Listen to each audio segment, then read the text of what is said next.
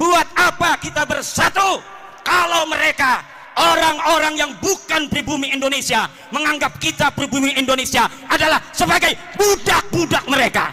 Yang membuat kalian mulia adalah takwa kalian, bukan nasab dan darah. Di hadapan Allah kita adalah sama. Ada orang-orang yang memperkosa hadis-hadis Rasulullah, dibawa maknanya untuk diri mereka. Kemudian dengan itu mereka doktrin umat, mereka doktrin jamaah untuk buta hati mereka. Ini adalah penjajahan pikiran, penjajahan rohani. Sekarang ini doktrinnya beda. Bagi yang cinta pada dia karena sudah buta, mereka membenarkan mereka karena yang diajarkan adalah kebutaan. Dipanggilnya pengikut itu muhibbin. Tidak seperti Rasulullah memanggil pengikutnya dengan sebutan ashab. Berani nggak tes DNA? Berani nggak tes DNA? Berani nggak tes DNA?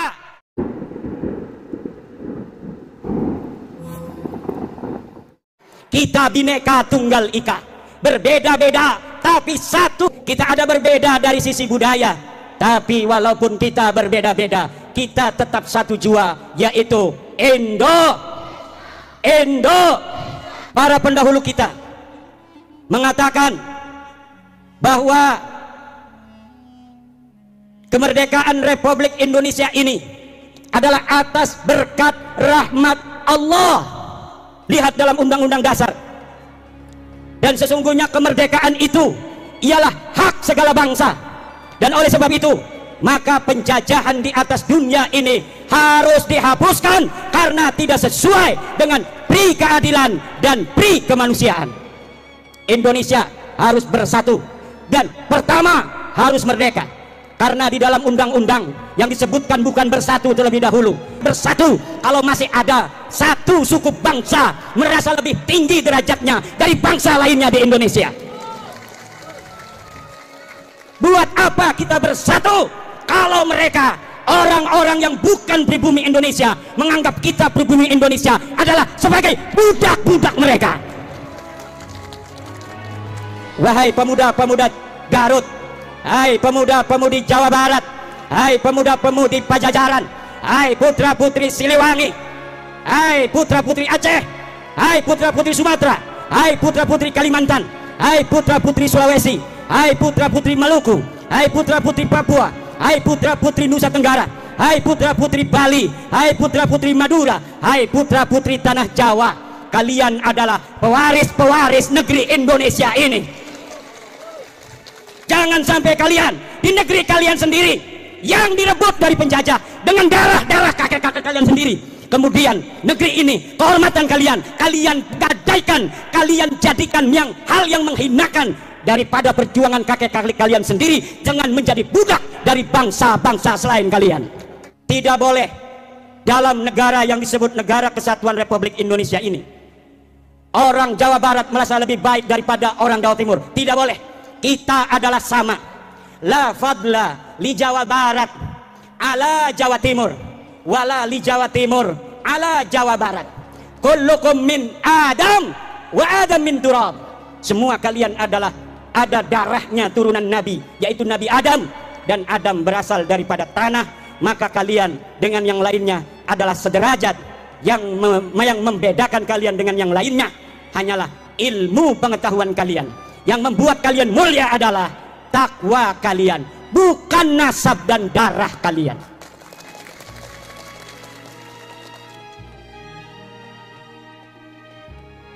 Kullukum ummahatukum waladnakum ahrara fala takunu abidan li ghairikum. Ibu-ibu kalian melahirkan kalian dalam keadaan merdeka, maka jangan sampai kalian menjadi budak-budak dari selain kalian. Di hadapan Allah kita adalah sama. Tidak boleh di dalam Negara Kesatuan Republik Indonesia, tidak ada di dalam ajaran Islam ta'lihul inas wa ta'nisul ilah. Tidak ada menuhankan manusia dan memanusiakan Tuhan. Yang ada adalah kita wajib untuk tunduk dan patuh hanya kepada Allah Subhanahu wa ta'ala. Kita diperintahkan oleh Allah hanya taat kepada Allah dan taat kepada orang-orang yang diperintahkan oleh Allah untuk kita taati. Siapa dia? Atiullaha wa atiur rasula wa ulil amri. Taatilah Allah, taatilah Rasulullah dan taatilah orang yang mengurus kalian. Walaupun dia bukan keturunan daripada Raden, kalau dia jadi RT wajib dia ditaati karena dia adalah ulil amri. Walaupun dia turunan Nabi Nuh, turunan Nabi Ibrahim, kalau dia tidak jadi apapun dalam kehidupan, tidak ngurus urusan kalian, tidak ada kewajiban kalian untuk mentaatinya, tidak ada. Tapi walaupun abdun habasiyun, hamba yang hitam legam, kalau dia memegang urusanmu, dia menjadi ketua RT, ketua RW, dia menjadi lurah, dia menjadi camat, dia menjadi bupati, dia menjadi gubernur, dia menjadi presiden, dia menjadi ketua organisasi, maka dalam lingkup urusan-urusan yang menjadi tanggung jawabnya, kita sebagai rakyatnya, kita sebagai anggotanya wajib untuk mentaati mereka. Tidak ada di dalam ajaran Islam orang harus dimuliakan hanya berdasarkan darah dan nasabnya. Tidak ada. Ada orang-orang yang memperkosa saudara, memperkosa hadis-hadis Rasulullah tentang ahli bait. Kemudian hadis-hadis tentang ahli bait itu dibawa maknanya untuk diri mereka.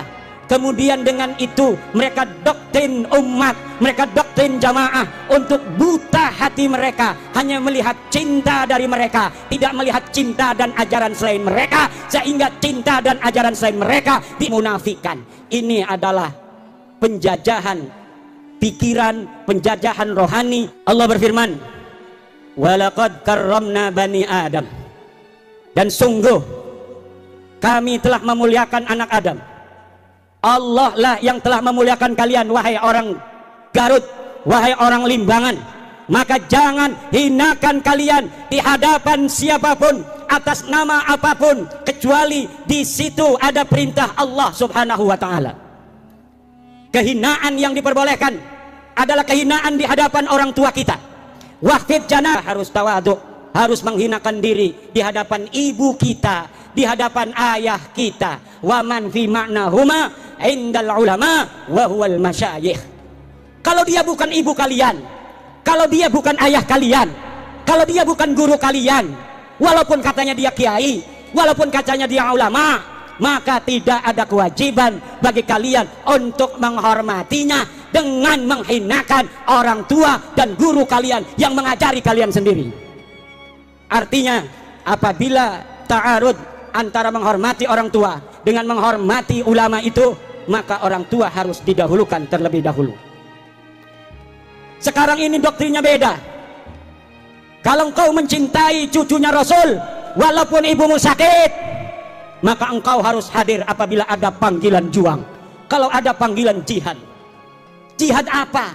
Negeri kita ini sedang tenang saudara, negeri kita ini aman, tentram. Ngedengerin ceramah juga bisa sambil beli cilok, ngedengerin ceramah juga bisa sambil ngopi, bisa sambil ngerokok. Banser begana begini juga nggak ada apa-apa sebenarnya mah, pura-pura sibuk, aman tentram, betul nggak? Cuma banser ingin menunjukkan penghormatan pada kiai-kiai saja, sebenarnya nggak ada apa-apa. Negeri kita ini aminatan mutmainnah, aman dan tentram. Saudara-saudara kaum muslimin rahimakumullah, yang terjadi hari ini adalah orang-orang yang memegang mic, tapi dia tidak memegang hati. Dia asal bicara, walau kadangkala menyakiti ratusan juta bangsa Indonesia. Bagi yang cinta pada dia karena sudah buta, mereka membenarkan mereka, karena yang diajarkan adalah kebutaan. Yang diajarkan cinta, dipanggilnya pengikut itu muhibbin. Tidak seperti Rasulullah memanggil pengikutnya dengan sebutan ashab. Imam Syafi'i memanggil murid-muridnya ashab. Para kiai memanggil pengikutnya santri. Tidak ada yang memanggil muhibbin. Para pecinta itu tidak ada saudara. Muhibbin itu buta, karena sehingga yang menjadi pengikut mereka amat disebut ashab. Maka ketika Nabi Muhammad tiada, murid-muridnya para sahabat ini kemudian menjadi orang-orang tinggi derajatnya, bahkan bisa mengalahkan Rasulullah, dapat menguasai tanah yang lebih luas, sehingga mereka tanah yang dikuasai itu menyebut la ilaha illallah. Itulah murid-murid Rasulullah yang disebut ashab, bukan disebut muhibbin. Kemudian murid-murid Imam Syafi'i, disebut ashabus Syafi'i, sahabat-sahabat Imam Syafi'i. Maka mereka kemudian menjadi ulama-ulama besar sepeninggal Imam Syafi'i. Cucu-cucu muridnya juga menjadi ulama-ulama besar. Kemudian cucu-cucu muridnya menjadi ulama-ulama besar. Mereka yang disebut sebagai ashab adalah mereka yang dididik untuk lebih mulia dan lebih pintar dari gurunya. Sementara mereka yang disebut muhibbin hanya dijadikan anak buah yang untuk mengorbankan diri bagi yang dicintainya. Saudara-saudara kaum muslimin rahimakumullah, apalagi mereka yang berceramah di media-media sosial, di hadapan publik, belum pernah riyadhah hati, belum mencapai syarat yang sempurna. Syekh Abdul Qadir Jailani mengatakan, la yambaghi li faqirin ayyatasadda wa yatasaddara li irsadin nas illa in a'tahu Allahu ilmal ulama wa siyasatal muluk wa hikmatal hukama. Tidak segarutnya. Lah yang bagi itu maknanya tidak segarutnya. Kalau orang Jogja tidak seyogianya. Kalau orang Banten tidak sebantennya. Kalau orang Cigawir la yang bagi tidak segawirnya.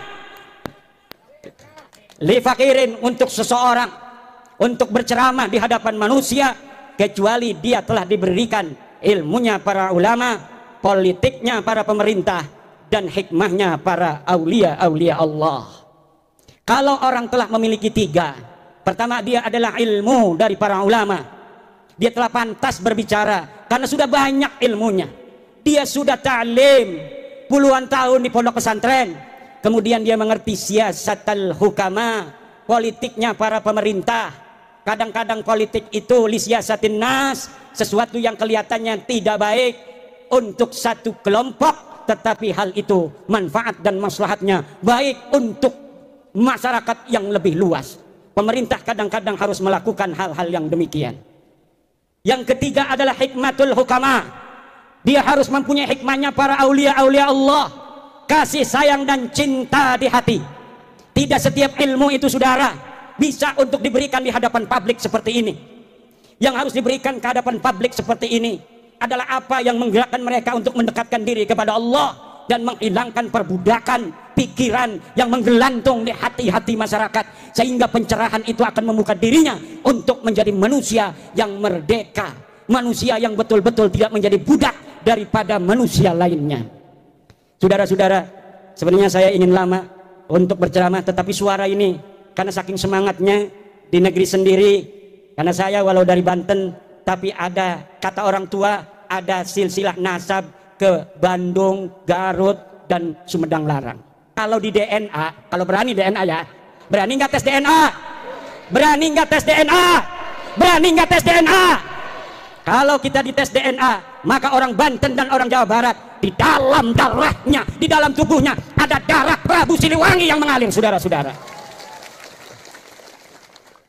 Kalau diurut dari nonong-nonong, neng-neng yang duduk ini, dari dirinya sampai Prabu Siliwangi, lihat ada berapa leluhur yang telah mati di medan juang, ada berapa leluhur yang telah mati syahid dalam mempertahankan tanah Pasundan dan Jawa Barat ini, dalam mempertahankan Indonesia Raya ini, saudara. Maka kita kalau ada tes DNA diperintahkan oleh Gubernur Ridwan Kamil, turunan Sunan Gunung Jati, hei orang-orang Garut, tes DNA, aing hayang nyaho, siap keturunan saha, siap ente tes DNA, siap ente tes DNA.